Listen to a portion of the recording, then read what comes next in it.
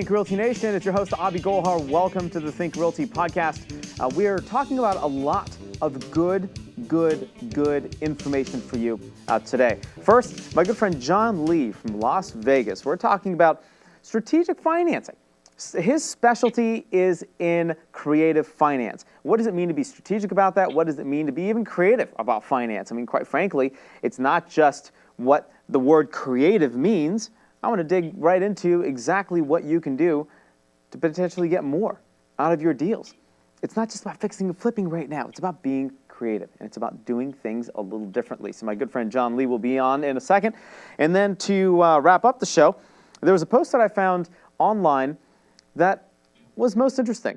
The 4 or 5 things that helped this investor 10x their real estate investing business. We're going to talk about that and more on the show. You don't want to miss it. This podcast is brought to you by Roofstock. If you're ready to buy your next investment property, then check out Roofstock, the #1 marketplace for buying and selling single-family rental homes. Featuring tenant-occupied rental properties for sale in over 20 states, Roofstock makes it easy to invest in cash-flowing real estate outside your local market. And to help you invest remotely with confidence, all properties are backed by Roofstock's industry-leading 30-day money-back guarantee. Sign up for free today to find your next cash-flowing rental property at roofstock.com/thinkrealty.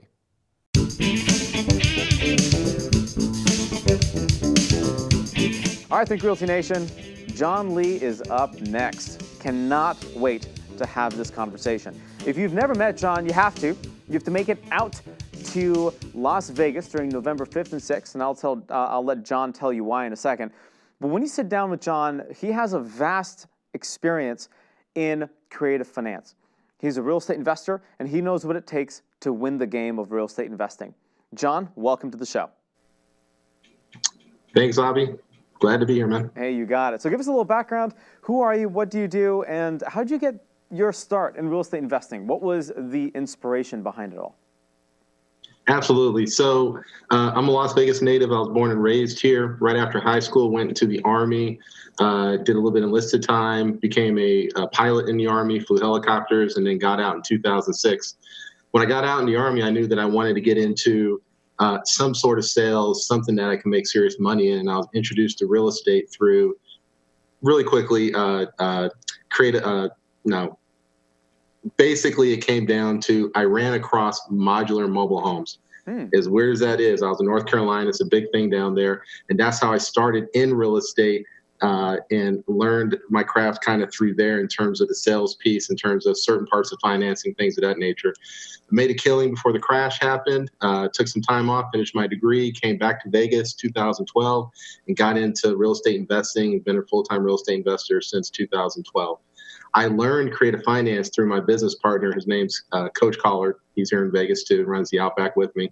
And he learned real estate through finance, and that's what he taught me through. And ever since then, that's just how I engage with it. And that's really kind of where I'm at, how I got into real estate, what happened with it. And I don't swing hammers personally. Like, I don't rehab properties. It's not my highest and best use. I'm all about what different ways can I leverage a property. So I'm 1,000% with you. I mean, you look at me, I'm 5'5" and 120 pounds wet on a good day, regardless of how much Taco Bell and McDonald's I eat. And there's no way that I'm going to pick up a sledgehammer and get like physical labor done. Like, there's no way that's going to happen.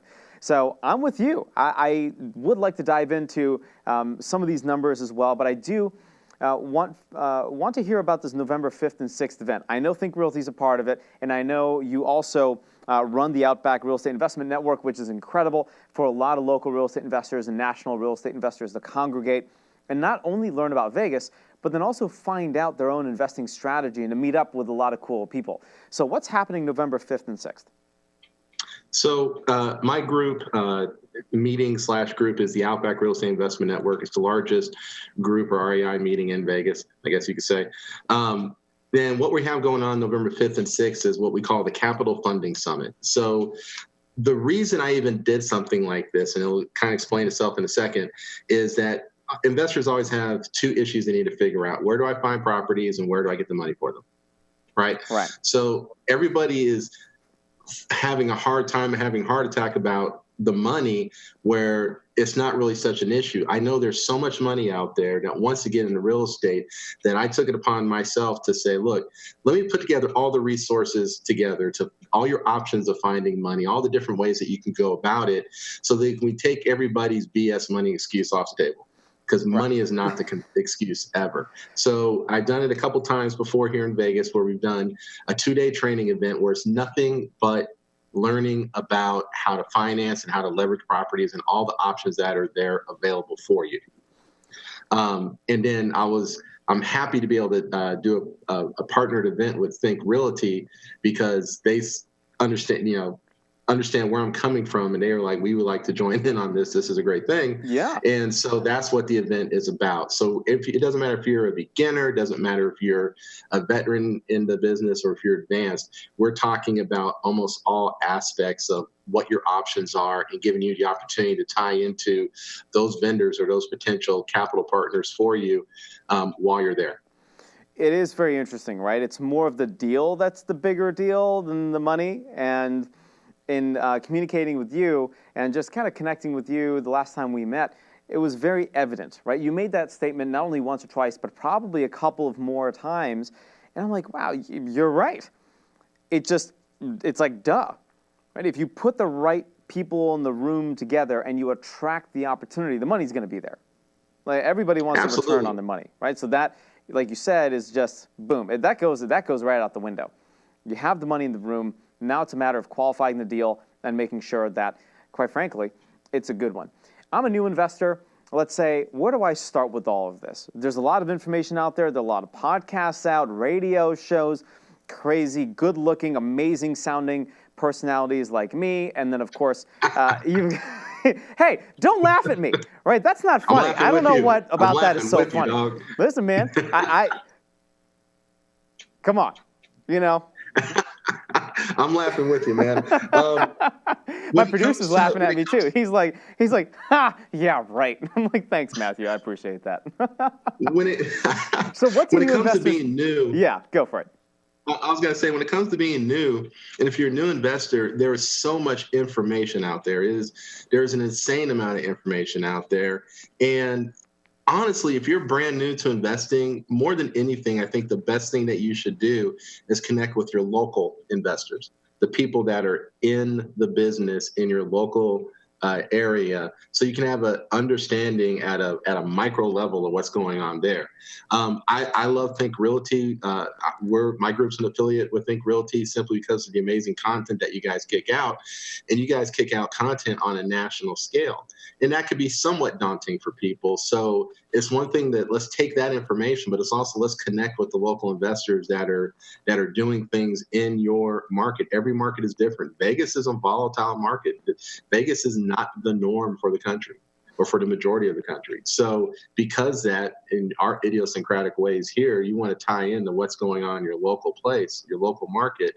And that's honestly the best thing that you can do. From there, as a new investor, you can start taking stock of what other people are doing locally, what are the considerations you have to take locally, and then start educating yourself to find out, depending on what your goals are, educating yourself to get yourself closer to the goals. But tap into your local market. Most people are scared, or new investors are scared to tie into the local investor scene because they don't think they're credible enough because they're brand new or haven't bought a property yet. Now, I'm 1,000% with you. If I'm new, first, I suppose, task would be understand my investing personality. And if I don't know what that is, really the first task, or maybe the close second, would be start networking and find folks that are doing deals, find folks that are succeeding, they're failing, they're making mistakes, and just learn from them. Right? There's no real estate investor that's perfect. There's no process that's perfect. There's no market that's perfect. You just have to do it and then kind of see what happens and then iterate. You're going to iterate the process. Then you're going to figure out, hey, I hate fixing and flipping, right? But I love single-family rentals, or I love the paper side, which is really what you do. But I think you mentioned over the last 6 years, you've transitioned into land development or maybe some type of buy and hold long-term kind of thing. Tell me a little bit about that and why you switched strategies. Yeah, so when I began, I learned through creative finance because I didn't have a lot of money, right? So I learned how to do lease options, subject to, learned about owner carries, and was able to acquire property that way. Through the past 6 years, it's great to be a creative finance guy because nobody else knows what to do with the properties that you have. Everybody's chasing wholesaling and what's my next fix and flip and all that. When they come across properties they don't know what to do with, but the person needs to sell, they give them to me. And it's great because I have all the time in the world to work with them. I don't have to worry about the competition. Right. Worked residential properties for 6 years. Last year, I am lucky, and I'm lucky because I was prepared for it. I saw it when it was coming, and I took advantage of it. But I connected with a very wealthy investor and mentor who owns an ungodly amount of land across the country, but across the world, across North America and across the world. And working with him, I was able to take my understanding of how to leverage properties and plug it into acquiring vast amounts of land that generally is unimproved. And here's a nugget for everybody. The less improved the property is, or the less improved a piece of land or a property is, the more profit potential there always is. Okay. So we're taking the least of improved properties or just raw land out there and taking properties that nobody knows what to do with, and we acquire them. And then we put a creative concept to it, basically a business concept, to that land, to that property, for highest and best use and maximum profitability. So, for example, if I buy 1,000 acres in the middle of, let's say, North Dakota, okay, Sure. I'm not going to build houses in the middle of rural North Dakota. It doesn't make sense to me, right? But there's other opportunities there that we can do. And so with that, we've taken a lot of properties that are somewhat marginal in terms of location, like, there's not really a demand for people running there, or properties that are kind of rural and out in the middle of nowhere that nobody knows what to do with or can't think beyond just the proverbial box on. Yeah. And, come up with a creative concept for massive profitability. I'll give you a couple of... With that North Dakota example, mm-hmm. Nobody's building houses in the middle of North Dakota, right? I mean, I don't even want to fathom what that would look like, right? Like, hey, look, there's land and more land, and North Dakota is now state mottos. We got dirt. So, right. What would I do? Right? What would if I had the opportunity to acquire, say, 30 acres or 10 acres of land in super duper rural ND? What mm-hmm. options do I have? Well, there's a couple things. One, I don't buy property that small. We don't go after property that small. It's got to be 100 acres or more.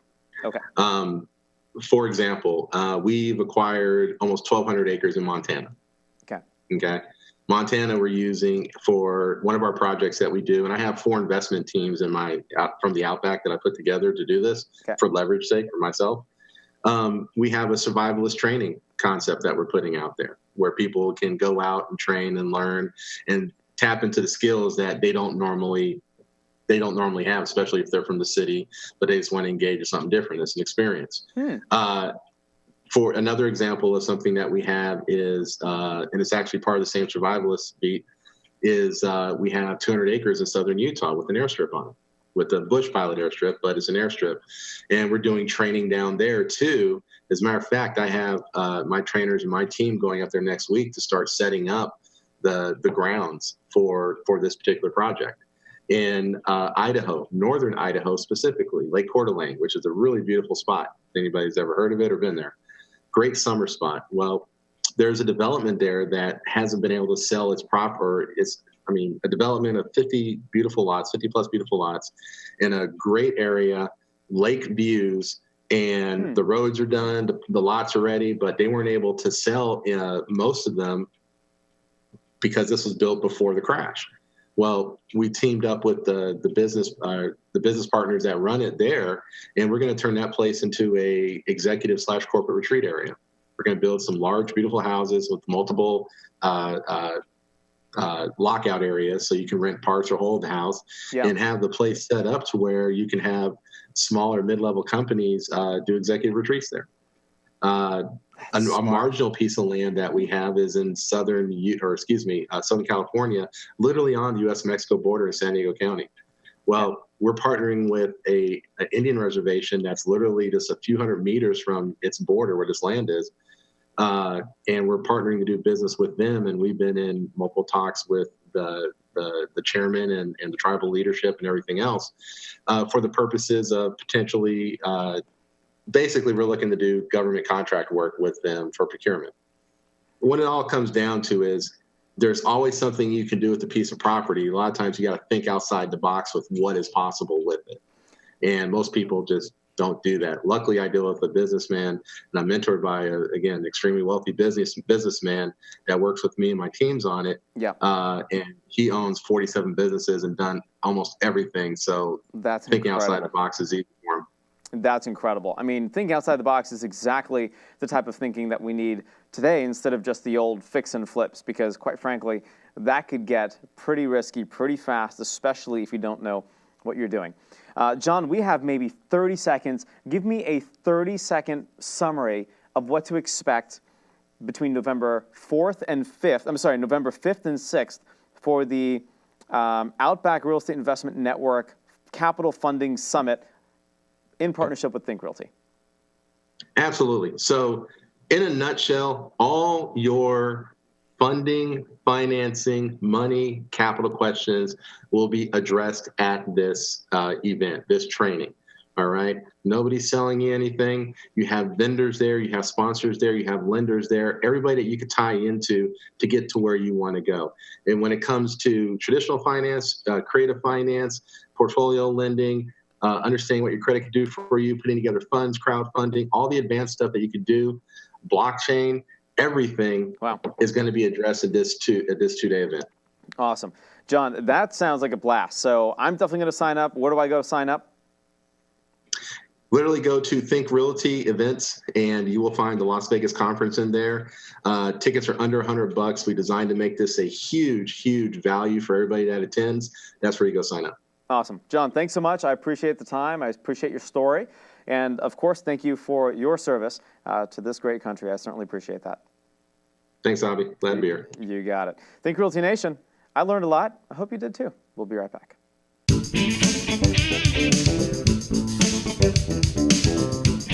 This segment is brought to you by Narada Real Estate Investments, your premier source for cash flow investment property. Visit www.turnkeyrealestateinvestments.com. So Brandon Turner from Bigger Pockets wrote an article titled The 4 Fundamental Choices That Helped Him 10x His Real Estate Investing This Year. And I thought these were really a solid 4 fundamental choices. And he boiled it down pretty well. Number 1, you want to set a big goal. There's nothing like setting a big goal. You know, it's one thing to, I would say, shoot too far, but I don't know. Like, I feel like there's a difference between a big goal and a biggest goal. Like, if you're new and if you want to buy 1,000 properties in the next 4 months, then that's probably a little unrealistic.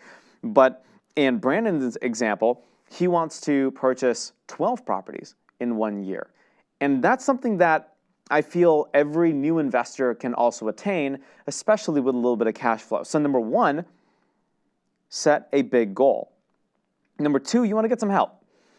If you want to buy the 12 properties, in this case that Brandon is going for, or you're looking at purchasing, say, a 25 or 30 unit apartment complex, you're going to need some help. And that's going to come in the form of brokers, capital, property management, etc. So building a solid team around you really will help you to get to that goal, not necessarily quicker, but with a lot more confidence, because that's ultimately what's important, right? It's the capital, the confidence you have in your capital, the confidence you have in your team, and then, of course, the confidence that you have in the deal and its ability to perform. The 3rd fundamental choice is you want to follow a specific process.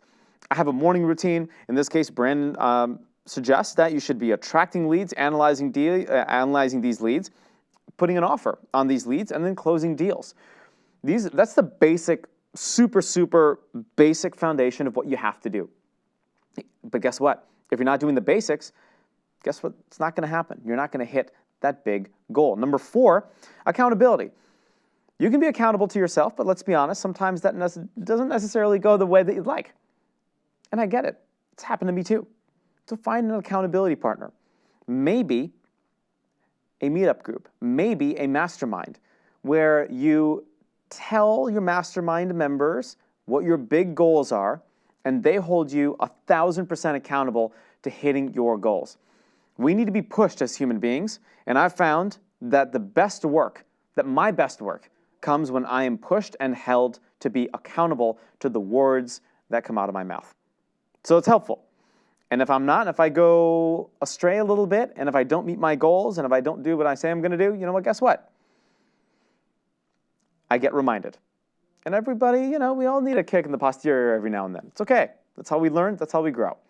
Think Realty Nation, got questions? Get in touch. Super easy on how to do it.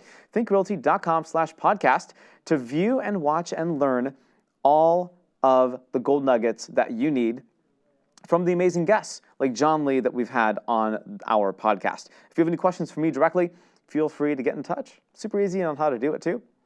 It's anywhere online at Abhi Golhar. Until next time, happy investing. This podcast is brought to you by Roofstock. If you're ready to buy your next investment property, then check out Roofstock, the #1 marketplace for buying and selling single-family rental homes. Featuring tenant-occupied rental properties for sale in over 20 states, Roofstock makes it easy to invest in cash-flowing real estate outside your local market. And to help you invest remotely with confidence, all properties are backed by Roofstock's industry-leading 30-day money-back guarantee. Sign up for free today to find your next cash-flowing rental property at roofstock.com/thinkrealty.